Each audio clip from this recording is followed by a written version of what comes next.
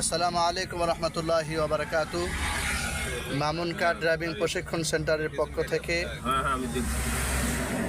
আজকে ট্রেনিং সেন্টারে গাড়ি নিয়ে আসতে নন্দীগ্রামের রোডে বের হয়েছি। আলহামদুলিল্লাহ আলহামদুলিল্লাহ কুরবানির মৌসুমে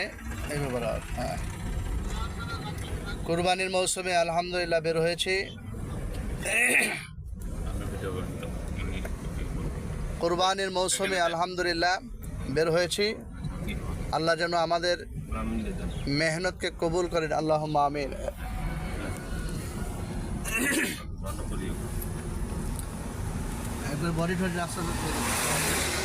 আলহামদুলিল্লাহ কুরবানি আসলে কুরবানির ইচ্ছাটা নিয়তটা যেন আল্লাহ পাকের কাছে স্বচ্ছ হয়। অনেকে নিয়তের মধ্যে গরমিল করে। নিয়ত ইচ্ছা পূরণ করতে হবে সঠিক নিয়তে। 1 নম্বর, 2 নম্বর হালাল কামায় হালাল মাল দ্বারা কুরবানি করা, হালাল মাল দ্বারা কুরবানি করা, এটা আল্লাহ পাকের কাছে বেশি পছন্দনীয়। তো যাই হোক, কুরবানি সম্পর্কে বহু আলোচনা বহু বক্তার মুখ থেকে আপনারা শুনেছেন। আমি অল্প সময়ে কোরআনে কারিমের আয়াত থেকে আপনাদেরকে মেসেজ দিতে চাই যে কুরবানি আল্লাহ পাকের হুকুম কিনা। আল্লাহ পাক বিশ্বনবী মুহাম্মদ রাসূলুল্লাহ সাল্লাল্লাহু আলাইহি সাল্লামের উপরে আয়াত নাযিল করেছেন। আউযু বিল্লাহি মিনাশ শাইতানির রাজীম।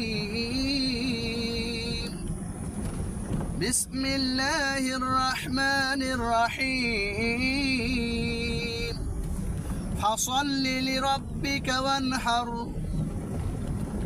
আল্লাহ পাকের নবীর উপর আল্লাহ পাক আয়াত নাযিল করেছেন, ফাসাল্লি লিরাব্বিকা ওয়ানহার, আপনি নামাজ পড়ুন, লিরাব্বিকা আপনার রবের জন্য, ওয়ানহার কুরবানি করুন। অর্থাৎ নামাজের কথা আগে বলেছে,